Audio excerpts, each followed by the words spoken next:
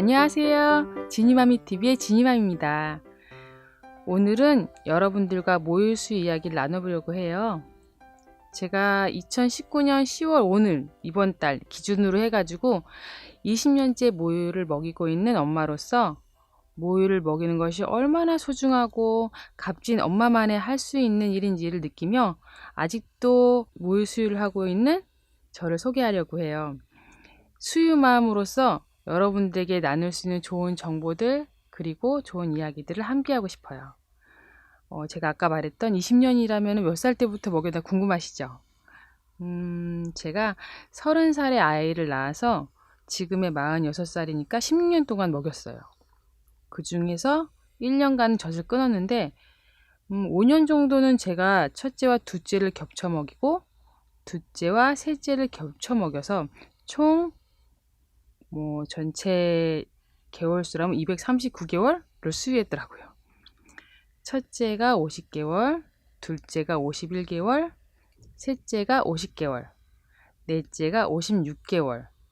막내라고 생각해서 좀 오래 먹였는데 다섯째를 낳아서 33개월, 지금 3살이죠. 이렇게 총 연차로 계산하면 20년이 되더라고요. 말도 안 되는 시간을 수유하면서 얻어낸 많은 경험들을 함께 여러분들과 나누려고 하는데, 오늘은 첫째로 모유 수유는 왜 꼭 해야 되는 것인가? 첫 질문으로 세상의 예비 엄마들과 현재 수유하시는 엄마들 그리고 아빠들한테도 꼭 필요한 이야기를 하려고 합니다. 왜 꼭 모유를 꼭 해야 되는 것인가? 좋은 분유도 많은데 왜 굳이 모유여야 하는 것인가? 이런 질문들을 정말 많이 받았어요. 사실 분유는, 여러분들이 생각하는 분유는 소의 젖도 있고 사냥류의 젖도 있고, 여러분들이 생각하는 엄마젖이 아닌 모든 분유는 각자 그들의 동물의 엄마들이 자식을 위해서 만든 것이므로 우리 아이들이 먹기에는 사실 조금 부족한 부분들이 굉장히 많아요. 그러니까 흡수율도 떨어지고 신장의 부담률도 많아지는데, 다른 건 다 둘째치고라도 정서적인 면에서는 모유를 반드시 먹여야 된다고 제가 주장해 드리고 싶어요. 그러니까 모유를 먹지 못하는 아이들 같은 경우는 분유를 꼭 먹어야 되는 아이들 경우에도 안고 먹이는데, 모유는 반드시 안고 먹일 수밖에 없는 시스템이기 때문에 엄마와 아이가 첫 번째로 가져야 될 사랑과 애착이 첫 번째로 연결되는 게 모유거든요. 그래서 이제 모유를 먹이다 보면 엄마가 다른 게 아니라 체력적으로 너무너무 힘이 들어요. 그러니까 아이를 낳은 것도 힘든데 모유를 먹이는 것이 체력적으로 힘들다 보니까 엄마들이 그 부분에서 많이 포기를 해요. 젖이 잘 나오지도 않고 아이는 계속 울고. 그런데 아이들이 우는 이유는 젖뿐만이 아니기 때문에 꼭 엄마들이 젖을 줘야 된다는 부담감으로 젖이 안 나와서 분유로 대체하는 경우가 있는데, 젖을 원하는 게 아니라 아이가 엄마랑 함께 있기 원해서 우는 거예요. 그래서 지금 현재 저희 여동생 같은 경우는 바로 아기를 낳았는데, 아이 중에 여러 명을 낳아 3명을 낳았는데 그 중에 둘째는 먹고 잘 자요. 근데 셋째는 계속 먹고 또 울고 또 울고 하는데, 아이가 사실은 젖을 달라기보다 안아달라는 거거든요. 그래서 모유가 엄마랑 함께 있기 위한 아이의 첫 작업이라는 거. 근데 아이가 계속 젖을 먹다 보면은 어느 순간 엄마가 착각을 해요. 언제쯤 끊을까? 모유를 먹이는 모든 엄마들이 그런 고민을 해요. 언제쯤 끊어야 하는 것인가? 먹이면서 하는 엄마의 마음을 아이들이 알거든요. 그래서 정말 대화를 나눌 수 있는 아이들, 저희가 오래 먹이다 보니까 아이들하고 다 대화를 나눠보면은 아이들은 엄마의 젖을 본인 거라고 생각을 해요. 반드시 아이는 이것이 내 거기 때문에 집착이 정말 심해져요. 그래서 엄마는 또 점점점 힘든 과정을 겪지만 실제로 엄마의 모유를 사랑하는 것만큼 엄마를 사랑하는 아이가 되더라고요.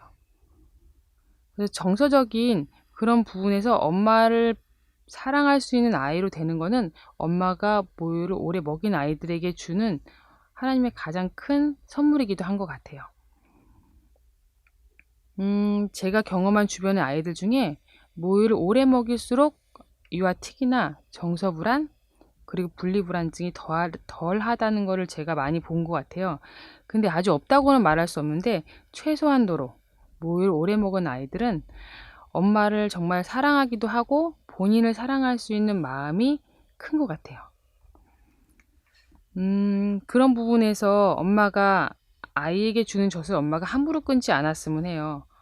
저희 그 아이들의 경우를 보더라도 50개월이라고 제가 아까 말씀드렸던 50개월은 6살이거든요. 근데 6살을 어떻게 젖을 주냐 하는데 그 정도 크면 하루에 한 번을 먹기도 하고 안 먹기도 해요.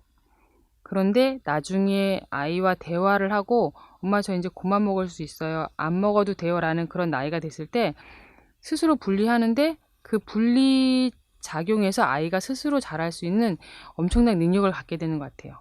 그리고 실제로 아이들이 아팠을 때 특히 모유에 가장 큰 능력을 발휘하는데 아픈 아이들은 엄마들이 알지만 밥을 안 먹고 이유식도 안 먹고 젖만 먹으려고 들어요. 그 말은 뭐냐면 아이들은 실제로 아팠을 때는 어떤 영양가 있는 음식이나 어떤 그러니까 인풋보다는 엄마들한테 받을 수 있는 사랑만 있어도 아이들은 견딜 수 있어요. 그러니까 수분 섭취만 해도 그 병을 나을 수 있는데 잘 먹어야 병이 낫는 거는 사실 약간 옛말인 것 같아요. 요즘 잘 먹는 시대에는 아픈 기간에는 사실 엄마가 젖을 안 주는 엄마들한테는 너무 가혹하더라고요, 보니까. 그래서 막 병원에 가서 링겔 맞추고 하루 종일 업고 있고 막 안고 있고. 근데 젖 먹는 아이들의 특징은 아프면 엄마 젖만 먹어요. 그래서 엄마가 안고 있는 시간을 확보하는 거. 그래서 실제로 이제 저희 그 주변 분들의 증언으로 보면은 모유 먹는 아이들이 아픈 정도에서 빨리 회복이 돼요. 그러니까 정서적인 면으로 엄마한테 채워지는 그 사랑이 병을 낫게 하는 엄청난 면역력도 또한 길러진다는 거 잊지 않으셨으면 좋겠어요. 한 6개월에서 8개월까지는 모유로 한 480 칼로리 정도를 섭취한대요. 근데 9개월에서 11개월은 한 380 칼로리 조금 떨어져요. 그러니까 그때 이유식 시기가 겹치기도 하는데 12개월에서 23개월은 310 칼로리 정도를 섭취하면서 모유양은 줄어들고 점점 이유식에 간식의 양들이 늘어나는데 아이들의 개월수가 올라갈수록 엄마들은 젖을 먹이는 부분에 한해서 횟수도 줄어드는 거죠. 그래서 오래 먹인다고 해서 엄마들이 힘든 게 아니라 사실 횟수도 줄어들고 아이들은 건강해서 엄마를 찾는 횟수도 좀 줄어드는 분들은 엄마의 몸은 다른 부분에 어떤 것에 영양 섭취를 하는 것에 조금은 선별될 수 있는 그러니까 젖을 먹는 엄마들은 기본적으로 아무거나 먹지 않아요. 그러니까 아무거나 먹지 않아서 못해서 젖을 끊는 분들도 있는데 젖을 먹다 보면 아이들의 영양을 생각하기 때문에 술, 담배를 당연히 안 하게 되고요. 또한 뭐 밖에 나가서 외식을 하는 데 있어서 너무 자극적인 음식은 최대한 줄이게 되는 것도 있고 또한 제가 아이를 키워보는 그 젖의 가장 큰 능력 중에 하나는 아이가 아플 때 엄마가 좋은 음식을 먹으면 그 좋은 음식으로 인해서 아이에게 약젖이 나와요. 그래서 약젖 만드는 방법도 제가 나중에 말씀드릴 텐데 아이들이 커나가면서 받을 수 있는 엄마의 가장 큰 선물이 모유이므로 여러분들이 모유 수유의 가장 힘든 부분들 포인트가 몇 가지 있는데 가장 낳자마자 먹이는 거 또 나면서 유선염이 걸렸을 때 또한 모유를 어떻게 먹이는지 또한 아이가 아팠을 때 약젖을 만드는 건 어떻게 하는지 여러분들과 함께 동영상이나 아니면은 제가 따로 만드는 부분들에 한해서 여러분들과 함께 나누려고 해요. 모유 수유의 한 장점이 많은 정보들이 있는데 이 모유를 먹어야 하는 이유들 중에 한 100가지가 넘는 장점들이 있는데요. 한 몇 가지만 오늘은 말씀을 드릴게요. 첫 번째로는 우리 모유 수유를 뭐 캐나다 소아과 학회와 미국 소아과 학회에서는 모유를 추천하는데 대한민국 소아과 학회에서도 모유를 적극 추천을 해요.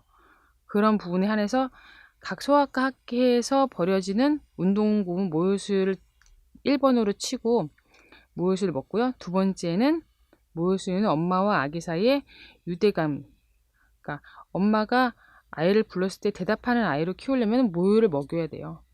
실제로 소젖인 우유를 먹였던 아이들 같은 경우는 엄마가 다루기가 너무 힘들어요. 성격 같은 경우도 차분한 면도 굉장히 떨어지고요.